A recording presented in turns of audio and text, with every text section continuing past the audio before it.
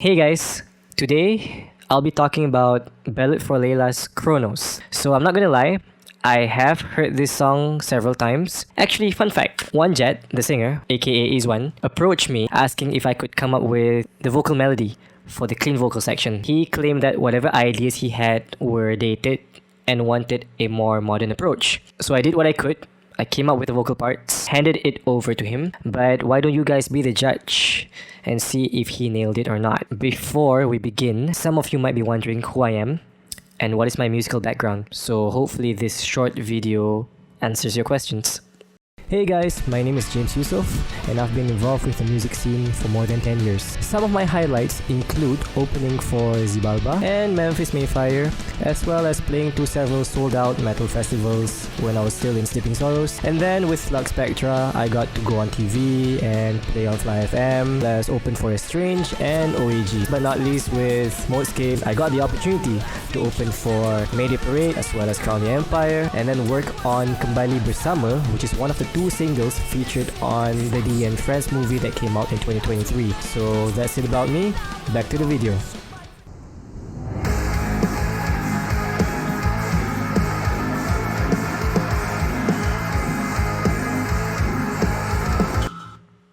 So guys, when in doubt, stick or copy a method/formula that has proven to work. They're trying to go for that modern metal, more specifically modern metalcore sound. And I think they've managed to capture the essence of it by sticking to the fundamentals. Heavy rhythm guitars. Guitar is tuned to drop G sharp, I think. And then you've got a lead as well as an ambient, whether it's a synth or an ambient guitar going on. In this case, it's not really in the background. It sort of fills up the space because the lead guitar is in the background, something that you'd find in a lot of modern metal songs.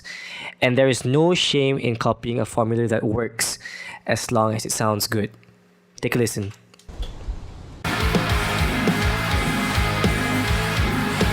So the lead is slightly buried in the mix, but it's there.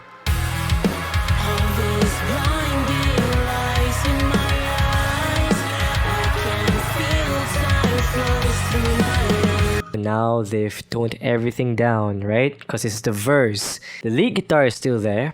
That ambient thing is still happening, and again, it's filling up that space, right? But also the vocals now, it's not just the main vocals, but you have this additional layer, one octave higher, that pairs with the vocals.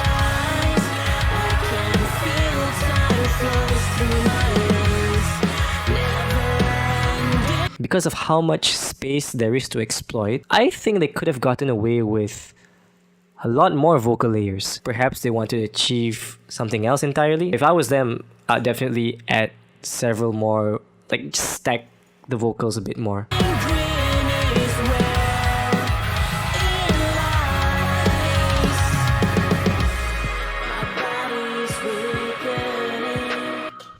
And now they've subtracted almost all the instruments except for that ambient, I believe it's an ambient guitar because you can almost hear that it's being tremolo picked. If you've slowed everything down, it's because you want to prepare the listeners for the next part and feel the full impact of the next part, whether it's a breakdown or a chorus, something big, right?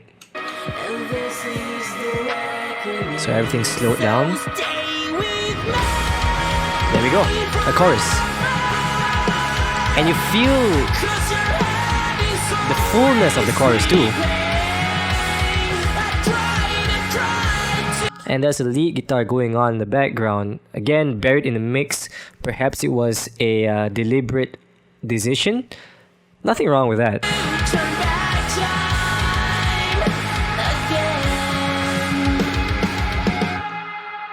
I like that ta-da pairs with the artificial harmonics, so it goes ta-da, almost like a punctuation, if you will. And now that we can see what the guitarist is playing, all of a sudden the lead guitar that was buried in the mix that we talked about earlier, slightly more audible now.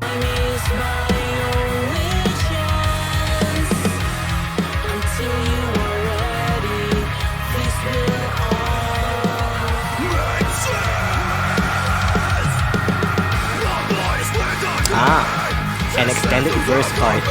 And it's kind of groovy too. But it's that ambience that keeps everything together.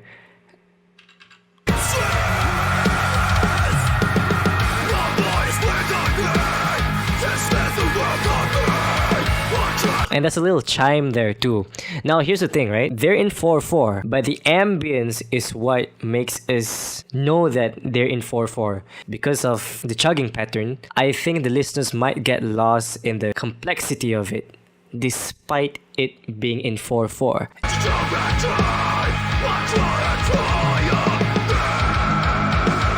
Oh. And now we have that mini breakdown part leading into the chorus.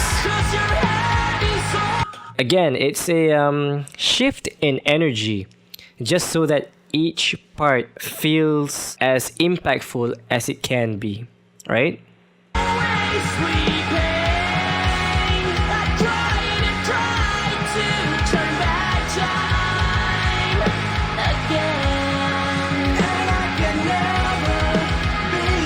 Extended chorus and a slightly more audible guitar lead. His voice is not bad.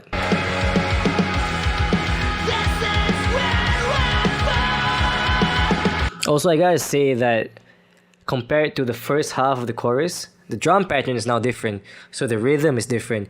It gives a different kind of feel to it. I know people often talk about feel and they throw this word around, but really, though, music is all about feel, so it's important. You previously had the snare on a 3. And now he crescendos to that high C-sharp 5. And now we have a lo-fi scream part. Okay, I just want to talk about this real quick, right? This is something I addressed in my previous video where, again, a shift in energy. When you want to prepare your listeners for something, whatever it may be, playing around with different dynamics help prepare listeners for what's to come. So over here, they've stripped the instruments. You've got a lo-fi vocal. And the volume rises in the guitars, I think. There we go. I like that sudden jab that goes bang, bang.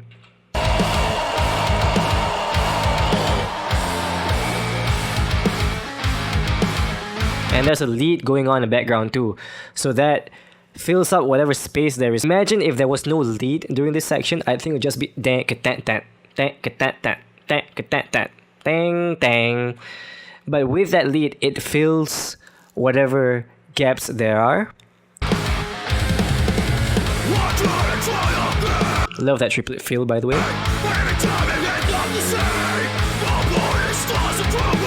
And now this chugging pattern is sustained, as opposed to earlier it was muted.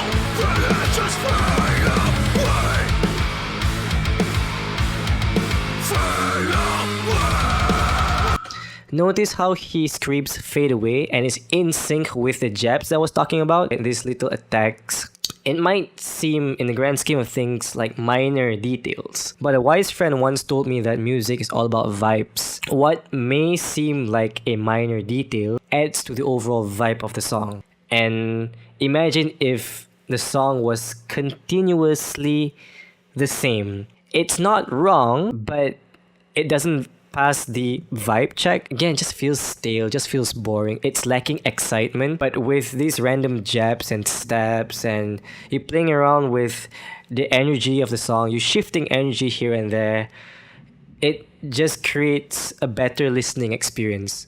And that's what you're trying to achieve as an artist. You're trying to retain attention.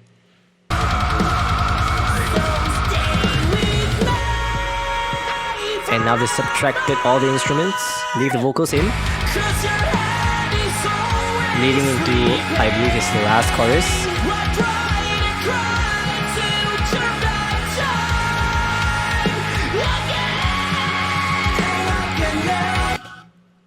This is gonna sound like I'm praising myself, but believe me, I'm not. When I came up with the vocal parts for this song, I thought it was alright. And then I heard One Jet nail the part completely. No one else, could have sung that vocal part any better. Raspiness to the high notes that just gives character,